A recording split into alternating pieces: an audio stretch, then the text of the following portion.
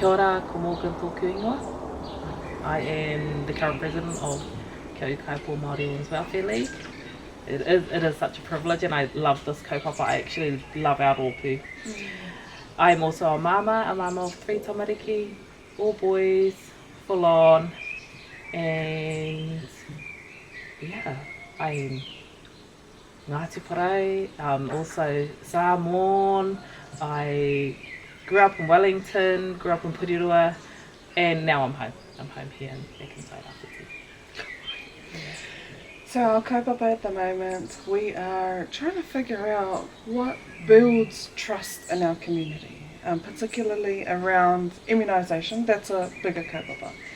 But we've had a kōrero, we're whānau, friends, Yeah. and what we want to talk about today, I want you to tell us about your experience as a māmā having whooping cough. Yeah, so I was 21 when I contracted whooping cough. I was working at Wellington International Airport. As you can imagine, I'm surrounded by hundreds of people every day. I work long shifts as well, so there's no doubt about it. I'm gonna be around lots of people. So I contracted whooping cough. So I was 21 working at Wellington International Airport. I contracted whooping cough, and I had a 3-year-old son. So that was my oldest son. He was the only tamariki with me at home. We only lived with adults, which was great, but I came home and I passed that on to everyone in our whare. Now, and of course, did you think that maybe it wasn't your fault, or was it definitely you? It was definitely me. I can actually remember being at mahi and serving people and thinking, I'm hey, too sick for this. you know, you can get the flu and you're like, oh, I'm getting a sniffle. But this was quite hard and fast, actually. It was a hard, fast flu. I was at mahi and I was thinking, I don't feel well. Pretty much, I felt like I could pinpoint the person that gave it to me. Because it was you. yeah, because when I went home and I was thinking, nah, I caught something from there. So yeah, I was trying to figure out who was I by. Yeah, it wasn't good. I was in bed. I was bedridden for a couple of days. I went to the doctors. I got antibiotics, and I was also meant to be flying out to Australia, so I was coming up on annual leave, and because I was on annual leave, work was fine. They managed to have staff, but because I was coming up on annual leave, I spent all my annual leave in bed sick. Yeah. And that's the worst, especially, you're a young mama, 21, and there's a hidden cost, in being sick. It's the annual leave. It's the annual leave. And then you miss out on experiences, you can't go anywhere. And you've got to build this annual leave up. This was my first job too. I actually got this job when I was 21, on my 21st birthday. So, I wouldn't have been in the job for a year. And I just managed to scrape enough leave to go to Australia, and then, I got whooping cough. It was horrible. Now, were you immunised? Were you immunised against whooping cough? I'm not 100% sure on that answer. When I was a baby, I was a village baby. I was raised by my grandparents, my mum, my aunt. I wouldn't be able to tell you. I remember being an intermediate, getting the HPV injection. I remember having to get my parents' signature for that, and I don't remember when I was hapu. I never got any vaccinations or anything like that. I can't remember, but what I can remember is every time I got sick, we needed doctors. So it wasn't for me going to the doctors, it wasn't strange. No, it wasn't strange. Yeah, absolutely. Familiar. Yeah. So we knew our doctors really well. They were like our family friends, actually. So Yeah, I still remember our doctor, Dr. Robinson. He was like, yeah, ring up Dr. Robinson and he'll, yeah. So, A name that you knew yeah. and I'll the fun. never forget. Yeah. Yeah, so. Now, I love that kōrero. And coming back to you being a young māma with your pēpi, you lived with everyone and gave everyone the brought home whooping cough, gave it to everyone. Now, do you think everyone else was immunised if they all got sick? And was your baby immunised? So, fortunately, my baby was immunised. He didn't get sick. So he didn't catch it. I feel like he did get something, but he wasn't sick like how we were sick. So that makes me feel like I wasn't immunised. So quite possibly he got a little bit of a something, but because he had a he had been immunised. Absolutely. He was protected from really being down with. He was 3 at the time, so he was still able to get up and go toilet, and he was quite good. So he had a bit of resilience against that māwiwi. Yeah, absolutely. And I got to not worry so much. If he was any younger, if he wasn't immunised, and I caught it, and he caught it, and everyone in the whare caught it, like, there's no way I would have been able to watch him with whooping cough. It's actually you're sick for a long period of time. I was sick for about 3 months. So that's 3 months of my 21-year-old. You want to go out, you want to party. Actually, I didn't really have time to go out and party. I worked, but I wanted to go out, make money, and work. To use your annual leave for things that you wanted. And then I wanted to go to Australia. I wanted to travel. I wanted. I'm such a structured person where I'm like, yes, and on this day we're going to do this. It was heartbreaking. It was so heartbreaking. Non-refundable tickets because Morgan wants to get the cheapest. Oh my gosh. Yes, no, I can feel that. Yeah, so it was heartbreaking. So, if you were immunised, it could be saving you money. Yes, and yes, hey.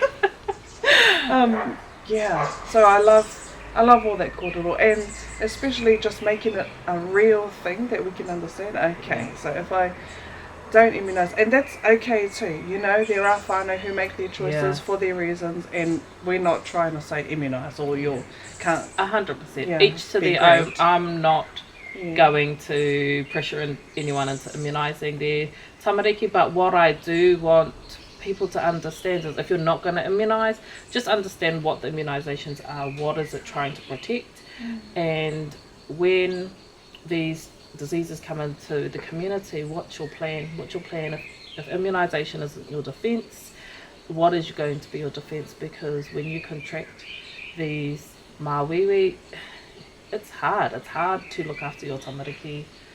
It's not easy. And how much leave do you have? And how much realistically, if you're a working mama, can you afford to take that time off? Do you have a village that's going to come and support you? I was surrounded by support, but I gave them whooping cough.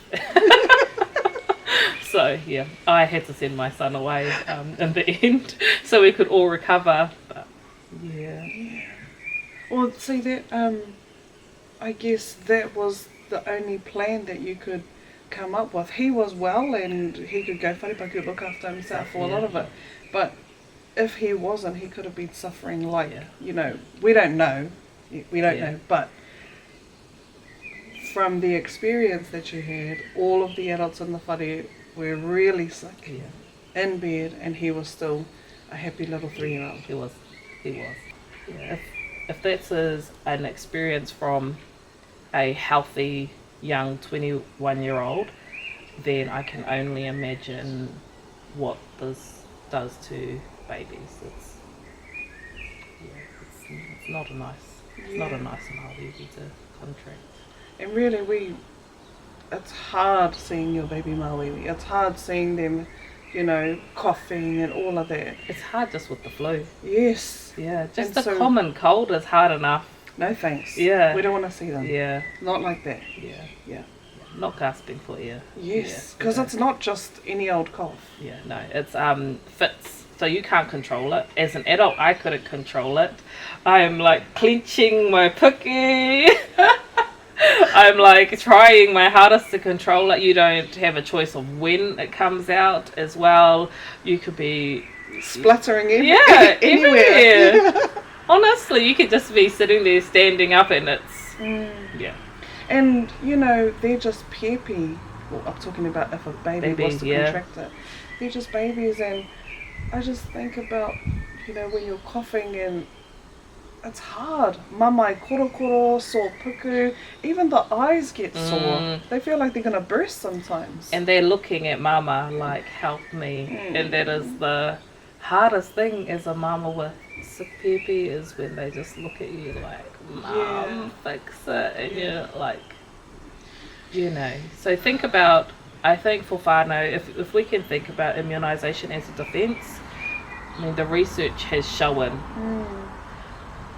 the research has really shown that it is a good defence. Yeah. It's also good for community immunity. We've got the measles outbreak at the moment. If you don't want to immunise your baby, I'm not trying to pressure anyone into doing that, but definitely do your research. It's costly. It's such a big cost contracting these Māui, and that's just contracting them. That's not even feeling mamai for them or Yeah. sad for the pēpi. Yeah. Have you got enough leave to sort out to cover care for a whole whānau and yourself?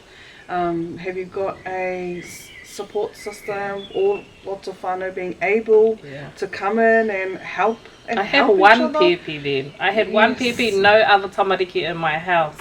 You know, I've got 3 tamariki, and I've got all their friends that we're surrounded by. Yes. I've got a whole community that comes with tamariki that want to play sports, that are quite active with their friends group. So, you know, this is a tamariki that was 3 years old. He didn't go to kura, kohanga, anything like that. He pretty much was just raised by us at home. So if he was any older or any younger and came with all my other kids were born, like, it's so hard. I think I got it easy contracting it that young with one tamariki. If I was to contract it again, I mean, I know my living situation isn't going to be suitable for us to, what is it called, like an infirmary, to isolate ourselves. Yeah, it would be too hard. Now, you've had a kōrero before about Dr. Robinson and how trusted this tākata was in your whānau. You have whakapapa Samoa, whakapapa no Samoa, whakapapa Māori. Now, tell us, what do you think it takes to build that kind of trust? The trust that you have, the connection you had with Dr. Robinson. My connection was, he was a family doctor, so he was my mum's doctor. My mum had quite a bit of health issues. Even for me, growing up, we were at the doctors for her health. And I'm so thankful for her to go and get checked up, because heaps of her things that she was, how do I explain it? So she was getting just general tests, blood tests, checkups for anything that was abnormal, and she's had to have like acute surgeries to like pre-cancerous stuff. So it was all with his care and all under the same person. He knew her, he knew us, he I would say helped deliver us, and I don't think that is right in all, like, so not all of my siblings, but I know my mum said that he was there, just a normal GP when I was born. And I was like, what? So you don't get that, you know. A GP doesn't just come anymore, but yeah. So my mum was quite Māui when I was growing up. But yeah, Dr. Robinson was amazing. He had compassion, care. He knew us as a whānau. He wasn't judgmental. You know, this man, he was Pākehā. So, and like, we're Māori Samoan, so I think it wasn't about ethnicity or about, I suppose, knowledge, but it was more about his compassion, his gentleness, and how he approached his clients, his patients. Yeah. How would we? What's the best outcome or best practices that we can imagine on how we could build trust? In your eyes as a māma, as a wahine Māori, as a wahine no hāmoa hoki. It is hard. It's hard to build trust. I was a young māma. When I think about taking my tamariki to the doctors, I've enrolled them in all sorts of different doctors, from Ngāti Porou Oranga when my older son was born. We went to Wellington and we had a couple of different doctors. I have also walked out in doctors' clinics as well because I didn't feel heard. I didn't feel like they were listening to me. But what I am going to say is, if you know something's wrong, go to the doctors. If they're not supporting you, just ask for another doctor. You know, sometimes there's barriers and we feel like we might be getting judged. I definitely felt like I was getting judged as a young mama. And I felt like a lot of the times people were judging me because I was not capable of looking after my tamariki. And I also asked a lot of questions. Sometimes I felt like those questions were a bit of a hindrance. And sometimes I just talk fast because we've only got 15 minutes in this consultation and I want as much information as possible. But when we have appointments with doctors or experiences with any health professionals and it's not a good experience, there's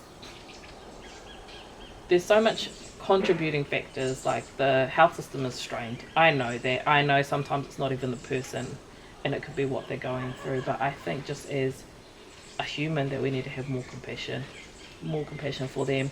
And if they're not giving us what we are wanting in regards to the basic care, then just get a second appointment with a different doctor, because what we're doing is we're doing it for our tamariki and ourselves, and we need to keep ourselves healthy.